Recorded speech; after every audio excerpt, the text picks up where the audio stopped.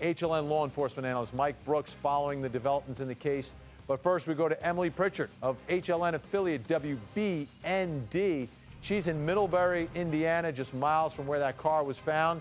What can you tell us? What's the latest in Indiana?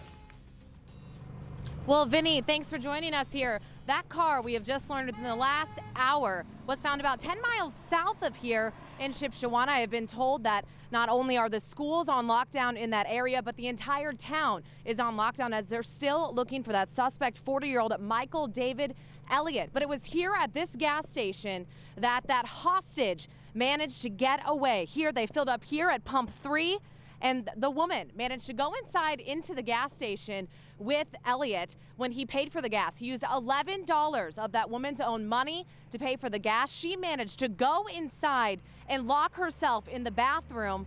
And that is where she was still on the phone with dispatch that she called 911 while Elliot filled up with gas at this pump 3 right behind me here. And in that gas station, when she had locked herself in there, Elliot then banged on the door a number of times, we're told, and finally left when she would not come out of there. Now later, this is where police responded and found that woman. We are told that she is a 50-year-old woman from Michigan and that her name is Cheryl Van Warmer. Now, we talked with her husband. He tells us that she is obviously exhausted from the evening. She has not slept, but is doing okay and was uninjured. And actually, the neighborhood that she was kidnapped from, she doesn't have any affiliation there. She was working as a census worker last night in that neighborhood, and that is where that Elliot carjacked her. All right, Vinny, Emily. back to you. Thanks, Emily. Live in Middlebury, Indiana. Closer look. This is a picture of Elliot inside of that gas station taken from the surveillance camera. Again, police have now found the car, and reporter Emily Pritchard from our affiliate WBND joins us live. Emily, what are authorities saying? Is he now on foot? And as I understand, you're in the area where that car was located?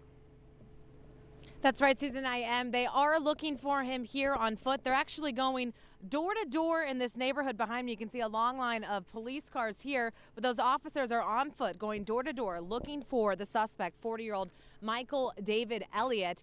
Now, they are telling residents to stay inside here in Shipshewana and the surrounding area. They are telling them to lock their doors and to only answer them for officers.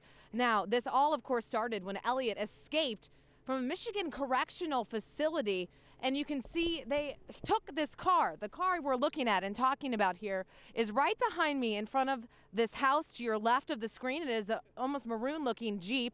It's parked in a diagonal there in front of that garage. Now, that is the car they've been looking for and believe that Elliot did abandon. Now, the owner of that car is who he took hostage. We are told that is Cheryl Van Warmer. She's a 50-year-old woman out of Ionia, Michigan. We actually spoke with her husband. He tells us that she is exhausted, of course, of staying up all night and had a traumatic experience, but is doing okay and is at home right now. Now, we do know that he drove her car with her to a gas station in Middlebury. That's about 10 miles north of here. That's where they filled up. She managed to dial 911 while he was pumping at that gas station. And when she called 911, she stayed on the phone with dispatchers until she could go inside that gas station with him to pay.